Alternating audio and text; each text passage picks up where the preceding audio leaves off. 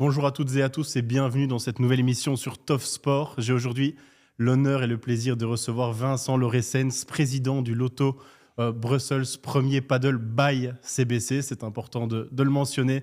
Bonjour Vincent. Bonjour. Première question assez simple, mais comment allez-vous? Je crois savoir que vous avez quand même récemment pas mal bourlingué, notamment du côté de l'Asie. Je suis rentré hier matin et tout se passe super bien. Nous, les compteurs sont ouverts, on explose les chiffres, tout le monde est heureux, les équipes sont aguerries, drillées, on va cartonner, on espère avoir 85 000 visiteurs, donc le plus gros tournoi au monde pour une petite ville, je veux dire capitale d'Europe, mais dans un pays d'11 millions d'habitants. Donc on est super content. Oui, justement, on reviendra évidemment sur aussi vos activités en Asie, mais j'aimerais bien savoir premièrement, quel était votre premier contact avec le paddle? On peut parler d'une histoire d'amour? En fait, je suis un fou de sport à la base. D'abord, j'ai fait du tennis énormément, puis badminton, squash, enfin tout ce qui est balle et raquettes. Et par hasard, à Ibiza, il n'y avait pas de terrain de tennis, donc j'ai découvert le paddle. Et puis en revenant ici, j'ai trouvé des terrains de paddle au David Lloyd, avec mon ancienne équipe interclub de B négatif du Léopold Club. Et ça a commencé comme ça. Et puis une exhibition de World Paddle Tour par hasard. Et puis aujourd'hui, c'est ma vie. Aujourd'hui, je ne sais pas ce que je ferais si le paddle n'existerait pas. Oui, et votre premier fait d'armes, on va dire, dans le paddle en Belgique, c'était possiblement du côté de Knock, où vous avez aussi lancé les Paddle Summer Gala. Ça a d'ailleurs très bien fonctionné. C'était une exhibition alors à ce moment-là. Et je pense déjà que ça avait atteint 15 000 personnes. C'était déjà un gros succès. Donc en fait, avant le Covid, on avait commencé avec des exhibitions. La première, on a fait d'abord Primrose et puis le Place Rogier. Place Rogier, on avait pratiquement 10 000 visiteurs avec une finale qu'on avait déplacée. Puis on avait signé pour la gare maritime en 2020, annulé à cause du Covid. Et puis on s'est dit, mais comment, après le Covid, relancer le padel en le positionnant comme un sport branché, accessible, d'excellence, ludique, dans un lieu magique. Et comme mon associé était propriétaire du Knockout, Riverwoods et tout, et qu'on savait qu'il y avait le fameux Optima Open qui était une référence, on s'est dit c'est l'endroit idéal. Et c'est vrai qu'on a été surpris par le succès de la première édition en 2000, c'était en 2021, Oui, 2021 avec un risque énorme au niveau de la pluie évidemment, mais on n'a eu aucun problème. Et on a fait ça 3 ans avec un succès incroyable. Et ça montrait qu'il y avait une demande pour un événement de qualité, à Knock aussi. Et ça nous permettait de vendre Knock comme la station balnéaire équivalente à Ibiza, Saint-Tropez, au Mykonos en Grèce. Et donc ça permettait de parler de la Belgique aussi. Bien sûr, et ça garde aussi, je suppose, un cadre assez luxueux et glamour comme vous l'avez cherché à Bruxelles. On peut dire que Knock était aussi un peu un échantillon pour voir comment le public belge aussi pouvait réagir justement à cette venue du paddle et aussi un premier gros tournoi en Belgique. Ça vous a forcément aidé à forcément construire Bruxelles. Bien sûr. Je crois que ce qui nous a aidé, c'est positionner le paddle comme un événement, enfin comme un sport, je dis haut de gamme, de qualité. J'aime pas le mot élitiste, c'est pas du tout ça. Oui, bien sûr. Knock, ce qui est sympa, c'est qu'il y a deux perceptions. Knock peut être perçu comme un peu plus élitiste, mais Knock est aussi une destination balnéaire pour monsieur tout le monde. Et donc, ça nous permettait d'avoir un public tout à fait hétéroclite. Et on aime faire les choses dans un endroit exceptionnel pour être différent. Et donc, Knock, dans l'ancien club du Roi, il ne faut pas oublier que le Zoot et le Knocko, etc., c'est quand même l'ancien club du Roi. C'est le seul club où il y a une discothèque dans le club. Ça me permettait de vendre aux joueurs qu'il y avait une discothèque, ils étaient tout contents.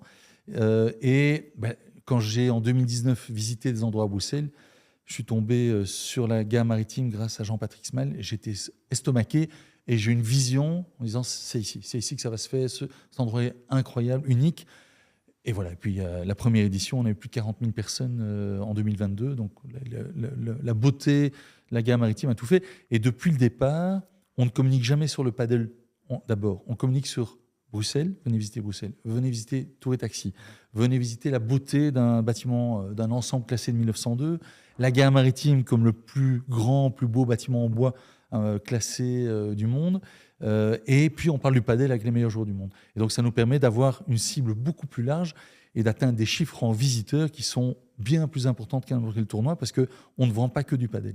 Oui, vous dites souvent que votre tournoi va au-delà du paddle. Pour citer quand même quelques chiffres, en 2025, c'était 76 000 personnes qui sont venus sur le tournoi. 30 000 seulement ont pris leur billet. Donc il y a une énorme part de gens qui sont venus aussi pour profiter du lieu et de l'endroit. C'est vraiment cette volonté, comme vous le dites, c'est d'aller au-delà aussi du paddle. Bien sûr. D'abord, la plupart des personnes, quand ils nous parlent de notre tournoi, ils ne nous disent pas « j'ai vu un super match paddle », ils disent « on a passé un super moment ». Nous, on veut les faire rêver, on veut qu'ils s'éclatent. On a les meilleurs DJ, on a le meilleur bar, on a les meilleures animations, on a les meilleurs jours du monde, mais c'est d'abord famille, collègues, amis, potes, et on passe un super moment. Et surtout, et moi c'est très important, si les personnes ont moins de moyens, si les personnes ont des fins de mois difficiles, si les personnes ont déjà acheté un ticket, le cours numéro 2, numéro 3 sont gratuits. Le village paddle est gratuit. Donc, si on veut se faire plaisir, on achète un ticket pour le central. Mais aujourd'hui, grâce à nos sponsors, grâce à nos subsides, ça nous permet d'avoir le cours numéro 2 et 3 gratuit avec le top 10 mondial qui joue. On est le seul tournoi au monde à offrir ce cours 2 et 3 gratuit et l'accès au public. Et ça, c'est important pour les Bruxellois, les Belges et tous les autres. Et c'est important aussi pour les gens qui nous écoutent et qui ne sont pas encore aguerris sur le paddle. Votre tournoi est l'équivalent d'un ATP 500, c'est ce qu'on peut dire sur le tournoi ATP. C'est comme si à chaque tournoi ATP, il y avait du Sinner, du Alcaraz, ou chez les femmes, Rybakina ou Sabalenka. C'est complètement extraordinaire. Vous allez finir par être quand même victime de votre succès parce que la gare maritime va commencer à être peut-être trop petite pour vous. Je crois savoir que pour cette année, vous avez dû un peu reculer le plafond aussi de la gare maritime avec 200 ou 250 places de plus sur le central. Qu'est-ce qui va se passer? Alors, nous, on a une vision du Grand Prix de Monaco de Formule 1. Grand Prix de Monaco de Formule 1, à droite, il y a la mer, à gauche, il y a les montagnes. On ne sait pas faire plus. On ne bougera jamais de la gare maritime parce que l'endroit est unique au monde. On préfère que ça soit sold out directement. On augmentera un peu les prix, mais on sera raisonnable. Mais on préfère que ça devienne un élément très prisé de connaisseurs et de personnes qui veulent absolument venir. Mais on ne bougera jamais parce que ça veut dire qu'on se tirait une balle dans le pied, on perdrait tout l'âme du tournoi. Donc on sera un jour victime du succès. Mais comme le cours numéro 2 et 3 sont gratuits, même si on sera sold out sur le central, on pourra avoir sur le tournoi 200 000 visiteurs sur la semaine. Il faut savoir que Nextensa a reçu son permis pour construire ses 100 000 mètres carrés en plus. Donc on va passer de 10-12 000 personnes par jour à 30 000 personnes par jour. Donc nous, l'avantage, sans rien faire, on a déjà 30 000 personnes. Bon, il y a une redondance évidemment de personnes s'ils travaillent et tout, mais tout est taxi est de plus en plus visité, fréquenté. Et donc on n'a aucune limite, sauf sur le central. Mais j'aime cet aspect. Si on donne de la valeur aux choses, les gens ils font attention et vont peut-être économiser, vont venir. Si maintenant c'est quelque chose qui est donné dans le public, les gens n'y feront pas attention. Oui, c'est ce phénomène de rareté, souvent, plus la chose est exclusive, plus on essaie de se jeter dessus. Exactement. Mais c'est quand même envisageable de passer sur un P1, parce que ça veut dire un plus gros site, plus gros central, plus grosse aussi demande d'argent, de sponsoring, plus gros cash price. Alors, le seul intérêt d'un P1, c'est que les meilleurs joueurs du monde, le top 20 mondial, doivent les jouer. Nous, ici, on est le seul tournoi au monde depuis 5 ans à avoir l'ensemble du top 20 mondial depuis 5 ans. Pourquoi ? Parce qu'on a une excellence d'organisation, on a un endroit magique. Bruxelles est tout près de Madrid, Barcelone. Il ne faut pas oublier qu'on a une raquette en or, en extra prize money, qui est passée maintenant grâce à l'augmentation de l'or qui a explosé de 50 à 65 000 euros. Donc chaque joueur qui gagne 3 fois sur 5 ans repart avec la raquette, homme ou femme, chaque joueur. Donc on est le plus gros tournoi au monde en termes de fréquentation. Passer en P1, on doit augmenter 800 000 euros de frais de fonctionnement. Et ça ne changera absolument rien. Donc, de nouveau, par snobisme, si on le faisait, c'est pas snobisme, mais on n'est pas snob. Nous, on veut juste faire le plus beau tournoi du monde et arriver à un résultat zéro pour ne pas perdre d'argent. On n'est pas là pour faire de l'argent, on veut faire rêver, mais c'est juste ne pas perdre de l'argent. Oui, bien sûr, et vous parliez de la raquette en or qui défile dans l'écran ici derrière nous. Vous l'avez dit, 50 000 euros. Je pense que quand un joueur remporte de manière individuelle le tournoi, il est entre 12 000 15 000. Donc c'est pour dire aussi à quel point c'est une carotte intéressante. C'est vraiment un tournoi qui vaut de l'or pour les joueurs. Vous devez aussi les financer pour leur demander de venir faire le tournoi. Je sais que ça se fait extrêmement fort en tennis et malheureusement de plus en plus. Alors il y a une demande des managers du top 4 mondial qui me font croire qu'ils ne viendront pas. Et voir si je craque, mais je ne craque. En tout cas, moi et mon associé Nicolas Loas, on ne craquera jamais, parce que si on commence à les payer, on perd. Ça veut dire qu'ils vont tous demander, et tant qu'ils sont tous là, et qu'on leur permet de venir dans une telle qualité avec l'hôtel Amigo, avec le Cardo, la raquette en or et tout, il n'y a pas de raison de. Alors peut-être que le jour où le padel aura dépassé le tennis, qui aura un calendrier rempli, on devra peut-être payer un peu plus pour être sûr d'avoir le premier, le troisième, le septième, mais ça se fera dans tous les tournois du monde. Donc, comme à l'ATP, un ATP 250-500, c'est normal. Mais aujourd'hui, ce n'est pas du tout dans l'ordre du jour. Ah, d'accord, bon, c'est bon à savoir. Une question aussi, on parle beaucoup des stars qui sont présentes au tournoi, notamment Coelho, Tapia, Chingoto, Galan, chez les femmes José Maria ou Gonzalez. On peut parler aussi quand même des Belges, et c'est une question que j'ai envie de vous poser. Il y a 7 wildcards, je pense, dans les qualifications. Il y a évidemment Clément Gaines qui est là, Isaac Heusvel qui aura la chance d'être associé à Michel Lamperti, qui a 47 ans quand même, qu'on considère comme le George Clooney du circuit. C'est grâce à ça qu'on va avoir des champions en Belgique? C'est à ces wildcards que vous pouvez offrir aussi? En tout cas, l'intérêt d'avoir un tournoi dans une ville et d'être un des 25 tournois dans le monde, on sait très bien qu'il y a beaucoup de villes dans le monde qui voudraient héberger un tournoi. L'intérêt d'avoir un soutien des politiques, des sponsors ou des institutions comme la Loterie nationale, c'est qu'on a des wildcards. Les wildcards, c'est quoi? Servent à donner la possibilité, remercier les meilleurs jeunes de rentrer directement dans le tableau des qualifications ou dans le tableau final. Oui. Sinon, c'est impossible. Donc, pour nous, on est aussi les seuls à être associés à la fédération. Et ça, c'est très important pour Luigi Carraro, pour Nasser El-Khelaifi, c'est qu'on s'associe à la fédération. C'est la fédération qui détermine la wildcard. On a fait cette année une exception à la règle, c'est qu'on trouvait que Miguel Lamperti, qui a quand même eu il y a 2 ans 2 balles de match en quart de finale contre Coelho Tapia, ne méritait pas de sortir par les qualifications, parce qu'à son âge, les qualifications, c'est dur. Et on s'est dit, on doit faire quelque chose. Et puis, on a eu l'idée d'associer pour la première fois une légende avec un jeune espoir. Et le résultat, c'est que non seulement Isaac Heusvel va aller une semaine à Madrid avant de s'entraîner avec Lamperti, donc il va avoir toute l'expérience d'un vieux joueur aguerri qui est extraordinaire. Il va passer un moment de dingue sur le central avec tout le public pour lui. Et je dis aujourd'hui, on est sold out à 55% un mardi, qui est du jamais vu. Mais j'encourage, venez le mardi soir, venez voir ce match. Miguel Lamperti m'a promis qu'il allait mettre le feu au central. Et donc, on est à 10 € la place, c'est vraiment pas cher, mais venez en famille, ça vaut la peine. Et puis, on a évidemment les autres wildcards. Clément Gaines qui le mérite, les autres wildcards. Mais c'est l'intérêt d'un tournoi, c'est les wildcards. Oui, et je reprends les mots de Olivier Buchet qui a dit justement que pour nous former des champions aussi en Belgique, il fallait davantage d'infrastructures et de formation. Vous êtes d'accord avec ce point de vue? Est-ce qu'il va bientôt ne plus falloir devoir aller en Espagne pour former des champions? Alors, moi, j'ai un projet de mes rêves qui est soutenu par la FIP et par Premier Padel, c'est de créer le premier padel étude du monde à Waterloo. Ça fait 3 ans que je suis bloqué. Je suis bloqué par une personne, donc je dois attendre maintenant que ça se débloque. On a tout, on a un projet fabuleux. Tant qu'on n'a pas ça, on n'aura pas de futur champion. Aujourd'hui, si Justine Hénin et Kim Clijsters se lançaient dans le padel, elles ne seraient jamais numéro mondial parce qu'il y en a une qui habite à Bray et l'autre à Rochefort. Donc c'est impossible de s'entraîner. Or, il faut être 2. Tant que les autorités, les pouvoirs publics ne comprennent pas qu'il faut une structure centralisée d'excellence au niveau de la formation à l'académie, on n'aura aucun champion de padel en Belgique dans les 20 prochaines années. C'est impossible. Cette volonté justement de créer des champions, est-ce qu'elle n'est pas plus facile depuis août 2025 où vous êtes rentré justement dans le comité de pilotage?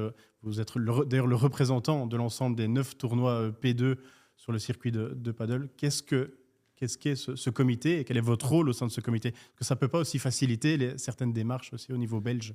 Alors, ce qui est important, et on en parlait, c'est que si j'ai été promu, ou en tout cas invité à rejoindre ce comité, c'est parce que j'ai la réputation de toujours tenir mes engagements. Je tiens mes promesses.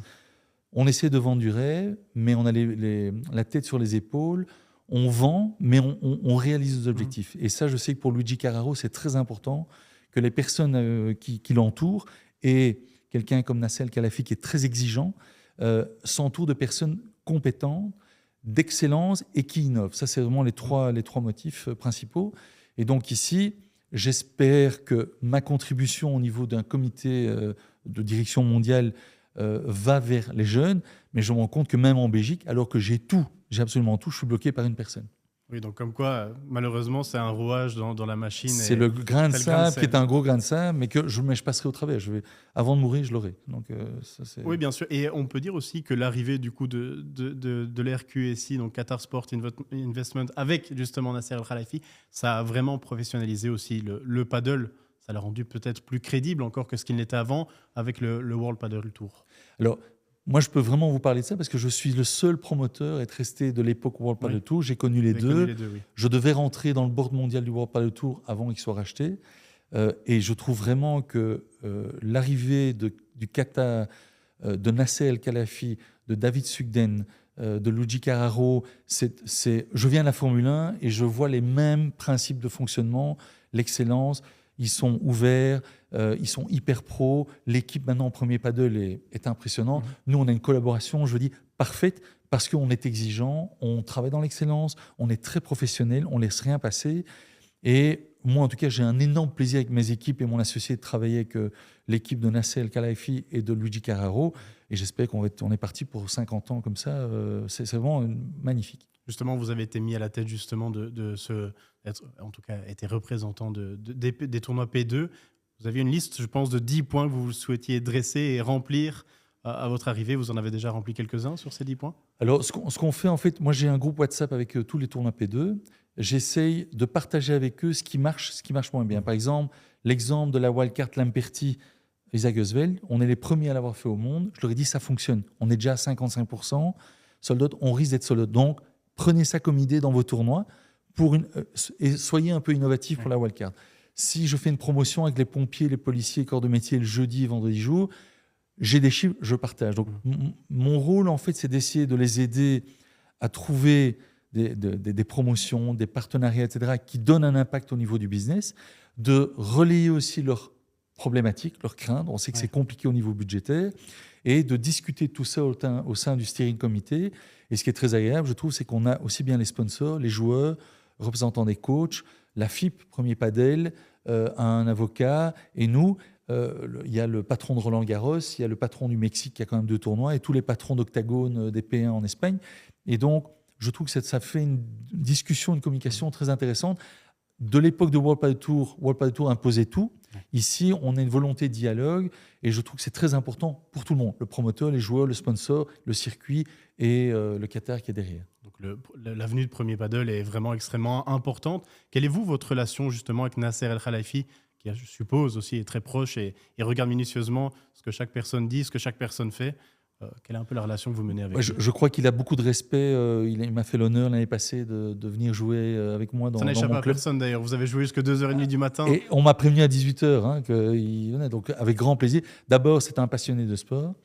C'est un passionné de tennis, mais de padel aussi. J'ai joué avec lui, j'ai joué contre lui. J'ai dit à mon patron d'académie qu'il ne pouvait pas gagner, sinon on était viré. Très agréable. On a joué à 2h et à 8h30, il était fringant. Il m'a accordé l'interview pour le Trends qu'on avait convenu. Et je sais qu'il est très content de ce qu'on fait au niveau du tournoi. Donc moi, j'ai énormément de respect. Il sait que dans notre tournoi, tout est parfait. On peut manger par terre. Et le look aussi est très important. Tout le personnel est looké avec une identité corporelle du tournoi. Il n'y a personne qui est laissé au hasard. Et je crois que c'est quelque chose qui est très important pour Premier Padel et pour la FIP. Oui, bien sûr. D'ailleurs, l'interview était à revanche d'une veste peut-être, parce qu'il va falloir peut-être la commercialiser, parce que j'ai l'impression que tout le monde finit par la vouloir, cette veste. On en revient où on était un petit peu au début, mais la Belgique devient trop grande, peut-être pour Vincent Lauressens maintenant. Vous allez voir du côté de l'Asie avec forcément des gros projets, je crois savoir. En fait, en voyageant beaucoup pour le padel, je me suis rendu compte que l'Amérique du Sud, l'Afrique, le Moyen-Orient, l'Europe et maintenant l'Amérique du Nord sont en train d'exploser au niveau du padel. Et en allant souvent en vacances en Asie, je me suis rendu compte qu'il n'y avait rien. Donc la logique, quand on a la moitié de la population mondiale qui vit en Asie, ce n'est pas possible que le padel va s'arrêter de manière physique à un continent. Donc je me doutais que ça allait exploser là-bas. Et depuis 1 an, je fais 15 jours. Et je suis vraiment en train de recréer l'histoire que j'ai créée ici, parce que j'ai trouvé une gare à Bangkok, classée, magnifique. On va redémarrer avec un gala. Et mon ambition, j'ai le soutien de Premier Padel de la FIP, c'est de réaliser un P1 Premier Padel à Bangkok en 2030, dans la gare, de refaire exactement le succès qu'on a eu ici, en construisant des clubs. J'ai la direction générale de Bull Padel pour la Thaïlande, le Vietnam, les Philippines. Je vais essayer d'avoir l'Indonésie, Malaisie. J'ai engagé des country managers. Donc voilà, c'est refaire la même chose, toujours de manière très professionnelle et avec l'excellence. Donc ça ça se concrétise comment? Je pense qu'il y a une ouverture de 250 terrains de pickleball et paddle. Il y a une crise de logement là-bas aussi en Asie qui permet forcément l'achat de beaucoup de terrains. Comment ça se passe un Alors, peu là-bas sur place? chaque pays est différent. Au Vietnam, il y a une crise financière qui a créé une crise immobilière qui a fait que des terrains sont disponibles. Donc le pickleball a explosé parce que les gens coulent du béton et créent des clubs de pickleball. En Thaïlande, il y a une énorme frénésie au niveau des clubs de paddle et de pickleball. Les prix sont chers, on ne peut pas être propriétaire, ce sont des baux à 30 ans renouvelables. Aux Philippines, c'est différent. Donc ce qui est intéressant, c'est que chaque marché est différent, mais on sent vraiment qu'il y a une énorme demande pour le paddle pickleball de qualité. J'ai l'impression quand même que quand on regarde un peu votre histoire, pour l'instant, vous essayez d'à chaque fois accomplir un rêve, puis vous le cochez et vous passez au rêve suivant. Il y en a un que vous avez eu et que vous avez eu l'occasion peut-être de même le tutoyer, ce rêve, c'est de voir Zidane à Roland-Garros lors du Paris Major. C'était déjà une belle occasion de l'inviter peut-être pour ce tournoi de Bruxelles. Ce que vous ne savez pas, c'est qu'avant ça, j'ai été contacté par Zidane en fait. Vous aviez passé 2 heures avec lui, je pense. À Madrid. Donc en fait, du temps du World Padel Tour, le World Padel Tour a proposé à Zidane de reprendre l'Open 1000 World Padel Tour à Madrid avec Zidane et moi. Donc Zidane aurait été la personne qui aurait été la personne représentative et moi en tant qu'organisateur avec mon associé Nicolas Loist. Et donc son agent m'a appelé un jour en me disant voilà, monsieur Zidane voudrait vous rencontrer, est-ce que vous pouvez venir à Madrid? Bien évidemment. J'ai pris l'avion, 2 heures de réunion avec lui, super intéressant, et je suis revenu. Et puis finalement, le World Padel Tour a été racheté, donc ça ne s'est pas fait. Et donc, quand on s'est revu à Roland-Garros, on a reparlé de ça. C'est d'abord un fou de padel. Il a ouvert ses clubs dans le sud, voilà, les Z5 dans le sud de la France. Il a une ambition, mais je crois qu'il a beaucoup de choses. Et puis, il a d'autres priorités et rêves maintenant avec l'équipe nationale française. Mais je l'invite. J'ai encore envoyé un WhatsApp à son manager en disant il est le bienvenu. Il m'a dit malheureusement, pas possible dans l'actualité, mais chaque année, je l'invite en rêvant qu'un jour, il vienne au tournoi. Bon, ce n'est pas à défaut, mais si Zidane ne vient pas, Javier Pastore pourrait lui venir? Lui m'a promis qu'il viendrait. Ah, d'accord. Voilà, ouais. Lui, c'est un grand fan aussi, il m'a promis qu'il viendrait. Et j'ai aussi invité Paolo Dybala, que j'ai vu à Milan. Lui, c'est plus compliqué, ça dépend de son agenda, évidemment, parce qu'il joue à l'AS Roma. Et donc, ça dépend. Mais j'ai aussi essayé d'avoir... Enfin, voilà, j'essaie d'avoir Eden Hazard, qui normalement devait venir le jeudi soir. Finalement, il ne vient pas. J'essaie d'avoir quelques stars du foot pour un peu agrémenter le tournoi. Quand je regarde justement votre tournoi, on tend vraiment sur de l'innovation. Et j'ai envie de vous questionner un petit peu sur ce qu'a sorti comme phrase Patrick Mouratoglou. Vous savez, il a son UTS, évidemment, à Nîmes, dans un cadre qui est fantastique aussi. D'ailleurs, on peut faire peut-être un lien avec la gare maritime et votre tournoi de paddle. Mais il dit que le tennis est trop vieillissant, désuet. Quel est votre regard par rapport à ça? Je pense que vous aviez déclaré un jour que c'était mieux de voir un match de paddle qu'une finale de Roland-Garros. Mais surtout, parce que ce poste-là, je l'ai partagé à tout le monde, ce que Mouratoglou a dit, c'est que si le tennis ne se réinvente pas et ne fait pas un show, ça va de toute façon décliner. Nous, ce qu'on fait, on fait un show, mais un show de qualité. On n'est pas là pour faire n'importe quoi. On veut que les gens passent le meilleur moment, pas de l'année, mais qu'ils aient une expérience. On n'est pas là pour regarder un match où on voit pendant 5 heures quelqu'un taper la balle. Non, nous, on veut que les gens rigolent, dansent et fassent du networking, draguent, se rencontrent, échangent, testent une raquette de padel, discutent, rencontrent le numéro 2 mondial en toute simplicité pour faire... C'est ça qu'on veut. Et donc, la manière dont on organise aussi le spectacle, notre modèle, c'est la NBA. On veut que le show sur le central, ça soit, on a un chauffeur de salle, on a un animateur. On fait gagner. Cette année, on lance le Kiss Cam, parce que le Kiss Cam est très sympa. C'est très bien. On a les fameux pistolets à t-shirt. Cette année, on a quand même une innovation, parce qu'on veut créer le plus beau central du monde. On va recréer autour du central tous des motifs art nouveau qu'on va projeter entre les jeux, donc pas pendant qu'ils jouent, parce que ça aide. Donc l'idée, c'est qu'à la télé, on soit dans un musée, donc on essaie chaque fois d'innover, mais on veut surtout faire rêver les gens et qu'ils passent un bon moment. Et ça, c'est la partie show. Quand vous allez voir un show, vous vous éclatez. Quand vous allez voir un match, si c'est 6-0, 6-0, vous avez payé pour... Si maintenant c'est 5, c'est amusant. Mais je trouve qu'il y a moins d'émotions au tennis qu'au padel. Alors, je trouve que nous, on essaie d'être innovants. C'est ce que Nassel Khelaifi dit toujours, c'est l'excellence et l'innovation. Moi, c'est ce que j'essaie de faire tout le temps. Et je trouve que le tennis est une grande dame, une vieille dame, mais elle doit peut-être changer sa garde-robe pour être plus attirante. Et c'est pas pour autant que vous opposez quand même le tennis et le paddle, même si dans les faits, je pense notamment à Justine Hénin qui avait plein de terrains de tennis, qui a dû construire des terrains de paddle parce qu'il y avait peut-être un manque aussi de fréquentation dans son tournoi.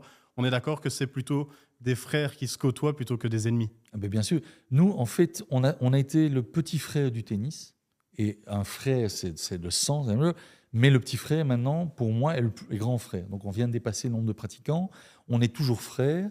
J'aime avoir cette complémentarité où certaines personnes jouent au padel, jouent au tennis, et que ça soit au même endroit et qu'on se retrouve à la cafétéria, au bar, etc. Mais on est vraiment des frères. Je dis juste à notre petit frère, attention, ne t'endors pas sur tes lauriers, parce qu'on a vu l'exemple de Kodak qui a disparu parce qu'il a raté le numérique. Il ne faudrait pas que le tennis souffre d'un manque d'innovation en se disant bah, vache à lait, on aura toujours du monde. Non, il y a le paddle pickleball qui arrive et qui sont beaucoup plus spectaculaires. Maintenant que voilà, vous êtes président du tournoi de Bruxelles, membre intégrant de Première Paddle en tant que représentant, c'est quoi le gros objectif que le paddle vise dans les années à venir? Jeux olympiques. Donc, l'objectif 2032, alors à ce moment-là à Brisbane. 2032, l'objectif de tous, c'est les Jeux olympiques, de la FIP, de Première Paddle. On sait qu'après les Jeux olympiques, il va y avoir une énorme progression du paddle à tout niveau. Sponsoring, TV, fréquentation. Donc, l'enjeu primordial, c'est pour moi les Jeux olympiques. L'autre enjeu, c'est les jeunes. La formation des jeunes. Ce que Premier Paddle veut, c'est que les jeunes, les meilleurs du monde, soient détectés, encadrés, formés, qu'ils parlent anglais, qu'ils aient un diplôme, parce que parler anglais, c'est une manière de s'exprimer dans les médias, c'est conclure des accords, c'est faire attention à son manager, et la formation, mais c'est qu'on puisse avoir un jour, pas seulement des Espagnols, des Argentins comme numéro 1 mondial, je rêve d'avoir un Italien, un Thaïlandais, un Américain et quelqu'un du Qatar qui soit dans le top 5 mondial. Ça serait extraordinaire. C'est ça l'objectif. Qu'est-ce qu'on peut vous souhaiter de mieux pour cette 5e édition de ce tournoi de Bruxelles? Bon, évidemment, on sait que tout va très très bien. Vous attendez d'ailleurs 85 000 personnes plus ou moins sur cette édition, donc ça fait forcément que grandir. Si on peut vous souhaiter quelque chose, moi je rêve d'avoir le roi. Voilà, ça c'est. J'aurai le roi un jour. Vous avez déjà eu des contacts avec la famille royale? Je l'invite chaque année. Apparemment, il faut un certain temps, mais le palais royal est à 2 km. Je sais qu'il aime le tennis. Il joue au paddle, vous savez pas si... Je crois qu'il y a un des enfants. Enfin, je sais qu'un peu, mais on est à 2 km. On est le plus grand événement sportif indoor. On est le deuxième plus gros événement sportif de Belgique. Donc j'espère qu'on aura l'honneur un jour d'avoir le roi de Belgique ou la princesse pour venir voir ce qu'on fait pour le Bruxelles et la Belgique. C'est magnifique. J'espère que ce sera en tout cas reconnu par la royauté. C'est signe aussi et gage de qualité. Je vous remercie en tout cas pour cet entretien, votre disponibilité également et la rapidité de votre réponse dans nos échanges. Quant à vous, bon, j'espère que vous avez évidemment apprécié cet épisode de Tough Sport. N'oubliez donc pas, du 19 au 26 avril prochain, le tournoi de Bruxelles. Dépêchez-vous, il ne reste plus beaucoup de place, je pense. Il faut venir le mardi soir. Oui. Vraiment, à 10 €, ne pas rater l'Imperti Oswald. Et je rêve qu'on soit sold out en première mondiale. Je pense qu'on n'est pas loin d'être sold out. On est à 55%, mais voilà, j'espère qu'il mérite, et l'Imperti Oswald mérite d'être sold out. Donc voilà, un tout grand merci en tout cas Vincent Loresens. Et quant à vous, à la prochaine. Ciao, ciao.